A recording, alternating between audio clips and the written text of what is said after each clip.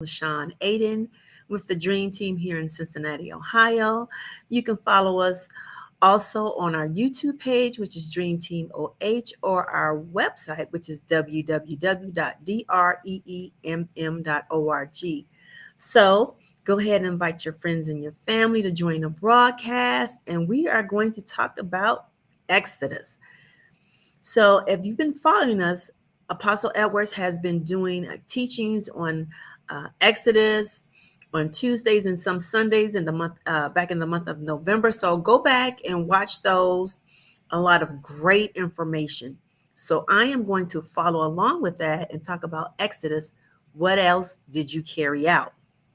So let's go ahead and get started. So what is the Exodus? Exodus, a mass departure from a location, a home, country, what have you, to another location in droves.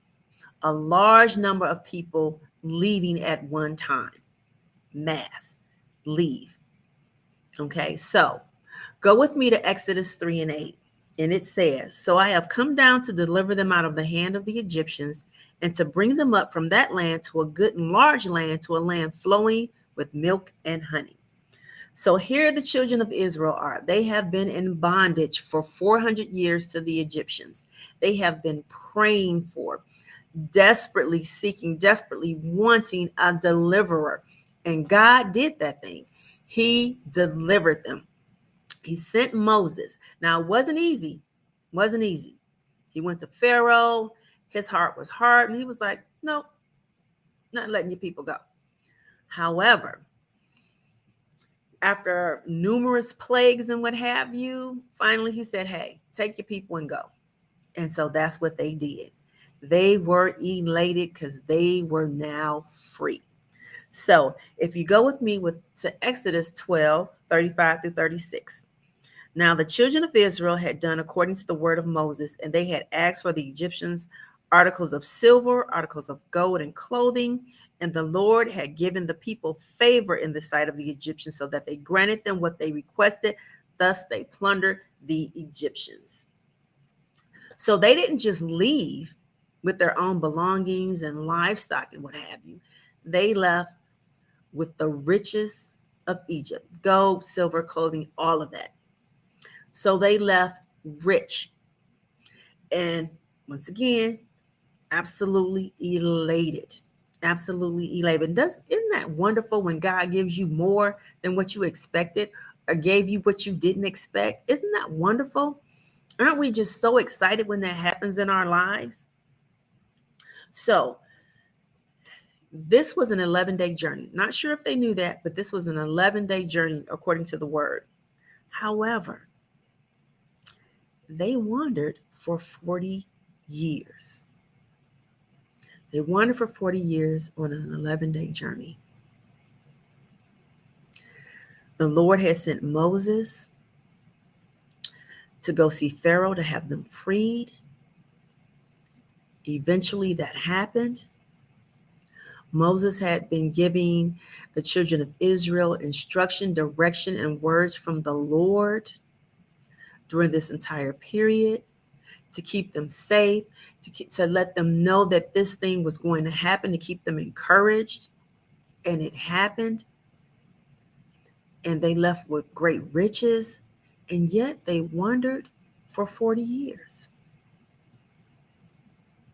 They wandered for 40 years for a journey that should have only taken 11 days. Now, they were in bondage for 400 years. So let's look at what bondage says. Servitude or subjugation. To bring under control, to conquer, to make submissive, subdue, to control a person, or to force a person to do something. Bondage. So they were a conquered people, crying out for a deliverer. Now, isn't that who we are? People in sin, crying out to the Lord to save us, to deliver us. Isn't that what we are?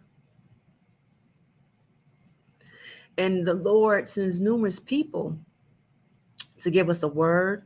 We even have his word to meditate on, to study on, to get an understanding of who he is, to get direction, to get instruction.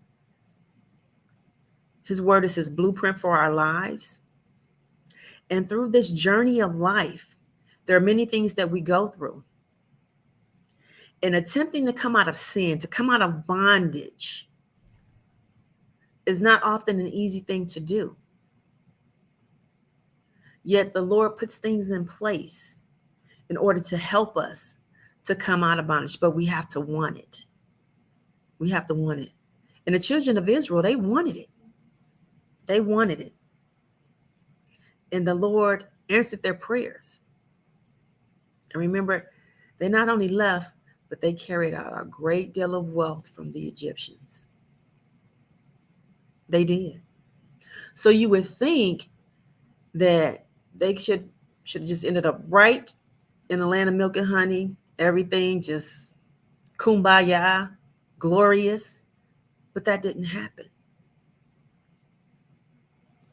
So when we look at our own lives, we have to ask ourselves, how long have we been wandering?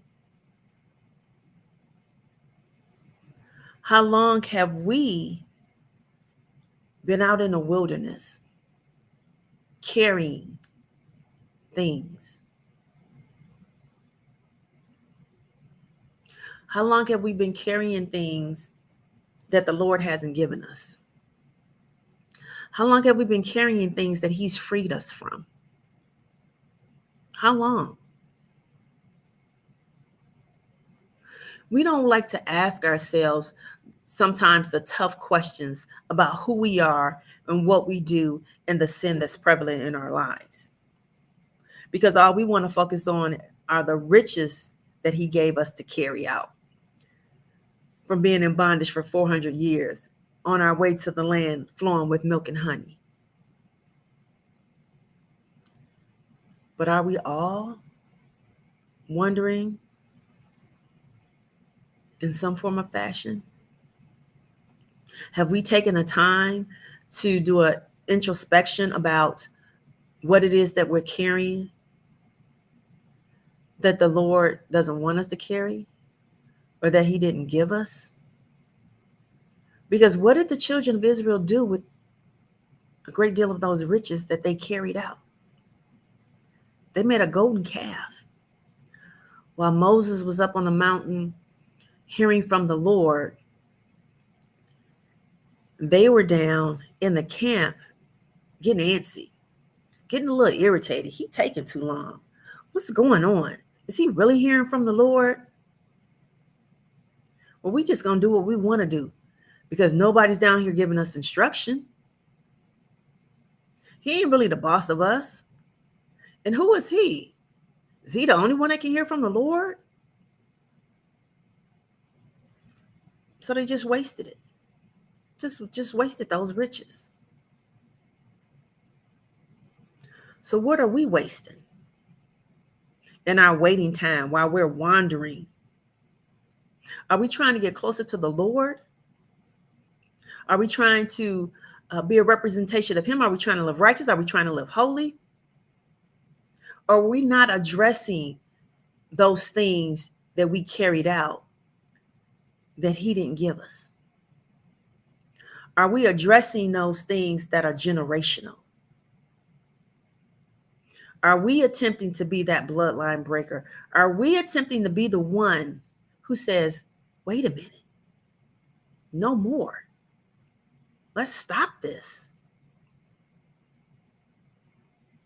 Or are we just sitting back, just going with the flow with everybody else and then wondering while we're wandering? Is that you? Is that me? Is that us? Wondering while you're wandering. Because we're not addressing those things that we're carrying that we don't want people to see, that we want to just ignore, that we just want to push to the side. Because we want to appear to be a certain way. The Lord has sent a word for you, but you didn't care for who it came through. You didn't really like that person, or you don't like how it was delivered, or is that it just took too long.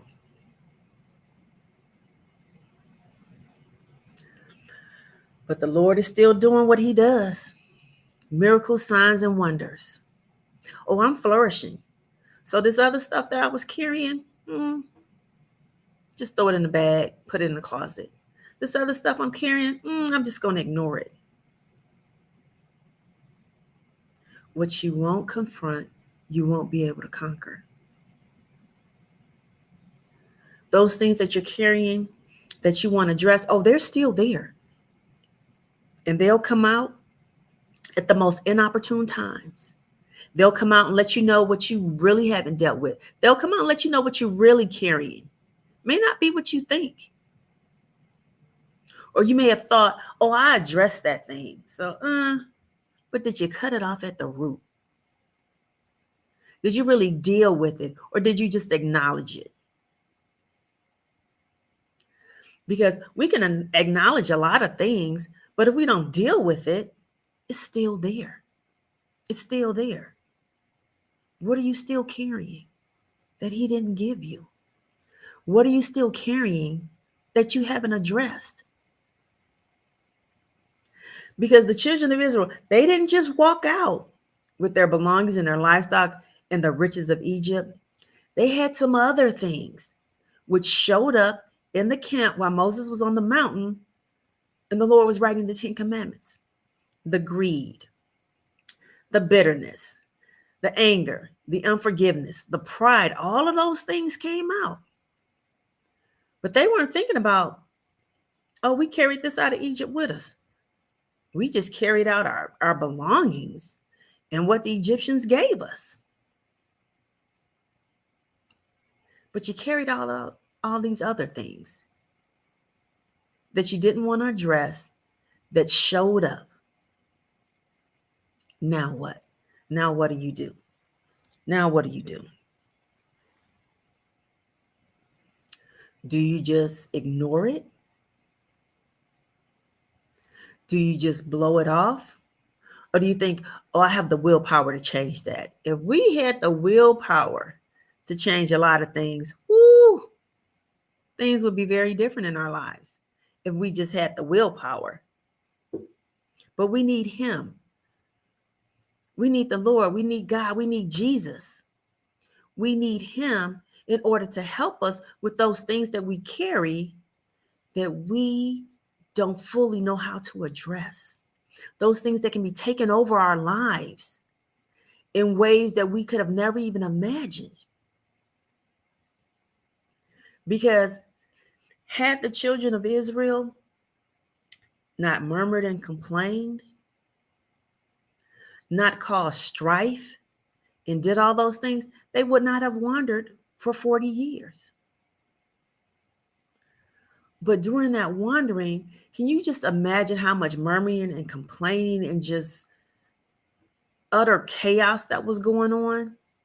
Because you didn't want to listen to the Lord. When he showed you over and over again how committed he is to saving your soul, how committed he is, because he doesn't waver. He's the same yesterday, today, and tomorrow. His word doesn't change. It's us that change. He's true to his word. But do you know his word? Are you meditating on his word? Are you praying? Are you spending time with him? Are you getting to know who he is? Are you strengthening your relationship with him? Are you doing any of those things? Are you so focused on these material things, you're not thinking about all that other baggage that you're carrying? Well, I'll make it work. I'll do this and I'll do that. And yet in the same breath, I'm praying for a miracle. I'm on my knees asking God, please help me. Please deliver me. Please save me. But you don't want to address this bag of bitterness. that you're carrying, the rejection that you're carrying, the anger that you're carrying, the strife, the fear. You don't want to address those things because they're there. They're tucked away in the bag. Even with all these other things going on, it's still there. So what do you do? What do you do? Because like the children of Israel, if you choose to ignore it, you're going to continue to wander. You're going to continue to lap that mountain over and over again until finally there should come a point where you say, no more, no more. Because the enemy wants to see you wandering. The enemy wants to see you walking around in circles, dazed and confused. That's his plan. But that is not God's plan. But how do you know what God's plan is if you're not in his word? Do you want to continue to wondering about a thing or why something hasn't happened? Or have you asked the Lord? Have you asked him, what do I do? How do I do this? Give me some direction. And then be true to it. Be faithful to what his answer is, whether it's an answer that you like or not. Because oftentimes, how we think that answer is going to come from the Lord and who it's going to come through or how it's going to happen may not always be. And sometimes we have our mind set on how his answer should look, what his answer should feel like, or what his answer should look like. So we're so stuck on that we don't see it when it happens. We can't hear it because our mind is set and focused on what we think it should look like, what we think it should sound like, as opposed to truly listening and being attuned to what his word says and being able to hear it however it comes. But is our mind so just convoluted with things that are not of God? Are we so disoriented that we can't hear, that we can't see, that we can't feel? Just like with the material things with the children of Israel. Just like them feeling that so desperate and in need of a deliverer. And then when it happens, they're so elated, but their minds were still enslaved. They were still enslaved in their minds when they left, even though they were free. Because while they were being wasteful with the things that they carried out, they were being wasteful in the mind. Because once adversity hit on that journey, what did they do? They thought back to how good they had it in Egypt. Not thinking about the times that they sat around and prayed desperately to be free. Now that they're free, they're thinking, well, back then we had this. We were able to eat. We had a variety. We could do this. Not freed in the mind. It's the same thing with those things that we carry, not freed in the soul. Not truly seeing what God has done for you and how he's done it for you, and that he's done it again and again and again. But some people feel comfortable with those things that they're carrying. It's their normal. It's what they know. It's how they function. And they may think, I can't function without it. You think what's abnormal is normal. What's dysfunction is functional. And when you say certain things like that out loud, does it make you just wonder, like, wait a minute, what? What does that mean? Or what does that say? Or you think that you're going to miss something, or that God is withholding something from you when you don't address these things that you're carrying, these things that you've carried so long that they're lodged in your soul. And The Lord has put people in your life to connect you with people and sources that can help you get free. But do you want to be truly free? Meaning, let it all go. And just see how richly the Lord blesses you. Because after everything they went through for 400 years, they were truly blessed. Coming out of bondage. And that's what you want for your life. That's what we all want. We want to be blessed, but we want to be free in our mind and in our soul from those things that bind us. But we can't continue to pull those things along. We can't continue to keep carrying it. Oh, I'm just going to take a little bit of this or a little bit of that. It won't hurt. Yes, it will. Yes, it will. And at Dream, we're a deliverance ministry. And that's what we're here to do. We're here to help. The help is available, but do we really want it? Dream, deliverance, restoration, education, and empowerment for me ministries. We're a helps ministry. We want to help individuals and families break cycles. This is a team here that God has orchestrated. We didn't just up and decide, oh, this is what we're going to do. This is what we were mandated to do. This is part of our purpose. This is what God has instructed us to do. What has He instructed you to do? And even in doing this, the plan and purpose that God has for our lives, there are things that we were carrying. There were things that we were carrying that we had to address. And if you want that life, to live that abundant life, you have to look at yourself and say, what is it that I'm still carrying? Even though the Lord has died for my sins, He hung on the cross so that I can be free. But what am I still carrying? He gave me the freedom. But I want to drag all this other stuff with me. I want to carry all these other things with me. Why? Fear. I'm afraid to let it go. This is how I've always been. This is the only thing that I know. For 400 years, bondage is the only thing that the children of Israel knew. And He set them free. And many chose to stay bound. Are you choosing to stay bound? Are you? Because it is a choice. We have choices every day. Choices to do many things. We have the choice to choose life. We have the choice to choose death. What are you choosing? Because you're choosing something. And if you're not choosing Christ, you're choosing the enemy.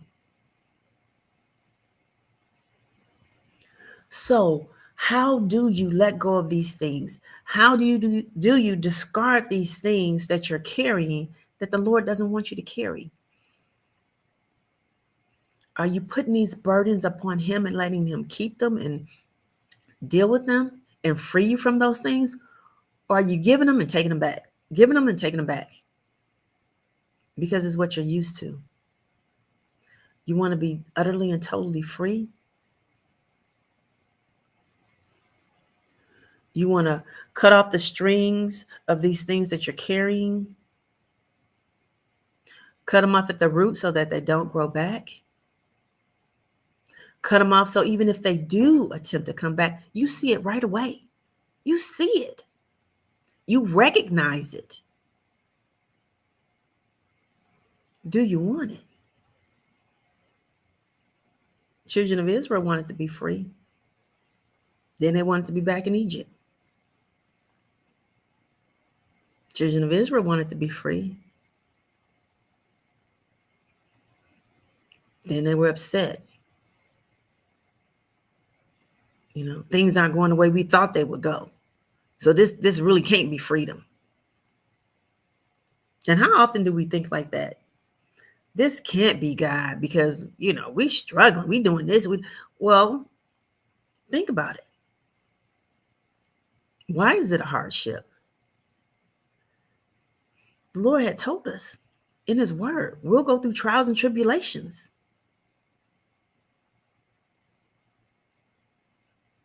But do you know that? You're thinking, oh, God only does things that are good and wonderful. Have you read your word? Have you read his word? Have you read it?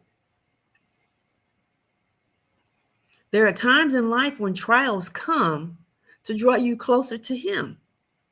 And that's what he was doing with the children of Israel, freeing them to bring in and doing all these various miracles to bring them closer to him. Are you moving closer to God? Because if you're not moving closer to him, you're moving away from him. And that's just real. That's what's happening. So ask yourself that. Am I willing to let go of these things that I'm carrying to draw myself closer to Christ? Am I willing to give these burdens to the Lord? Am I willing to do that? Because there are times when we're just not willing. We're just not. Sometimes we have to truly be honest with ourselves. And sometimes we just don't want to do that. We don't want to be honest. We don't. We don't want to see ourselves like the children of Israel, faltering to the left and to the right. Oh, Lord, you told me this, but now you're doing that. And, can I trust you? You said this. And you can always trust the Lord. It's ourselves that we can't trust. We're the ones that are wavering. When he says, I want to free you. I want you to be free. I want you to live in a land of milk and honey. But do you think you're going to come up in here any kind of way? You think I'm just going to give you all these riches and all these wonderful things for you to just squander and do what you want to do with it and not give me glory? Is that what you think? Is that what you really think is going to happen? No. Because just as fast as he can give it to you, he can take it away. He can. Why? Because he's God. He can do all things. But it is his desire that no man should perish. But if you choose, because remember, we all have choices. We all have choices, and we make choices every day. But are you making the right choice? Are you making the right choice? Are you choosing? Are you choosing Christ? Are you choosing him? Because there were many instances on that road to the land of milk and honey. Many instances during that 40 years of wandering that the people had an opportunity to change. And many chose not to. I'm going to carry this anger, this bitterness. We still walking. We were supposed to have been there. The strife. We choose to carry all that. Thinking that, I don't know, like it's an identifier. That doesn't give God glory. He wants you to cast those things upon him. He wants you to be set free. But you have to choose to be. Think about what it is that you're carrying. Because he died for our sins. He wants us to live that abundant life. It's us. We are the ones who choose what is contrary to his word. We do that. And in the same breath, expect those abundant blessings. We expect it. You're God, you're supposed to do it. Okay. Wow. Isn't that just amazing? How we want all those glorious things and then don't want to do what we're supposed to do in order to get them. It's like a parent-child relationship. It is. We want the freedom, but we don't want to do what it takes to get the freedom and to keep it. Ask yourself, what are you carrying? What are you carrying around that is hindering your relationship with Christ, that is hindering you drawing closer to Him? Ask yourself. Because if the children of Israel had done that, they wouldn't have wandered for 40 years. Because we're quick to murmur and complain about things, but we're not so quick to go to God and, Lord, what am I supposed to do? What am I supposed to say? Give me the direction. I know you've brought me out of this. You've done it before. I know you've healed me from this. You've done it before. I can trust you. I don't have to think about way back when, my life before you, and question, well, back then, this and that was going on. Not even considering everything that He's brought you through. Wow. Yeah, we do that. We do. Do you want true freedom? Ask yourself, do you want true freedom? But first and foremost, ask yourself, have you even surrendered your life to Christ? Because if you haven't done that, it really doesn't matter.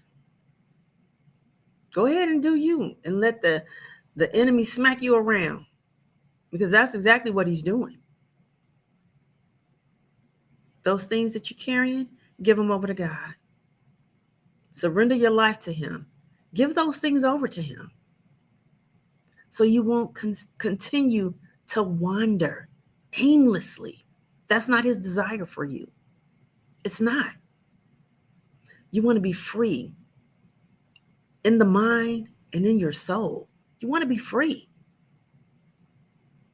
Exodus. You want to change your life for the better. And that comes with surrendering your life to Christ, being obedient to His word.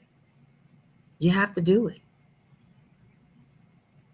or you'll continue to have many of the struggles that you continue to have. Not to say that once you surrender your life, you're going to have trials and tribulations like He said it in His word.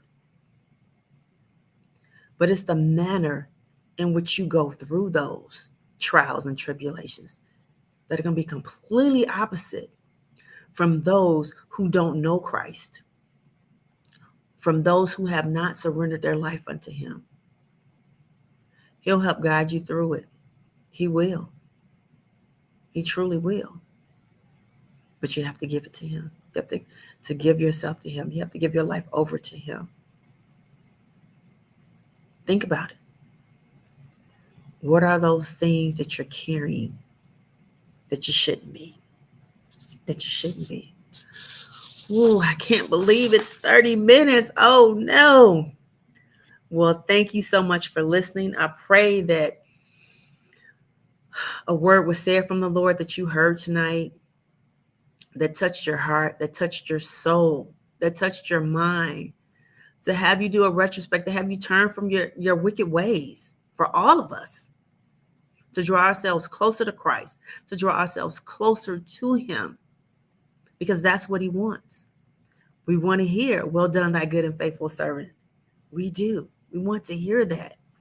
So thank you all for joining me on this Truth Tuesday. And remember, Men's Empowerment is every Monday at 7 p.m. at the DREEMM Center, Sister to Sister, every third Monday. It'll be the 19th this month. And Marriage Enrichment, we do our first Fridays, every first Friday of the month, and every third Friday of the month. And that will be the 16th of this month. Join us virtually.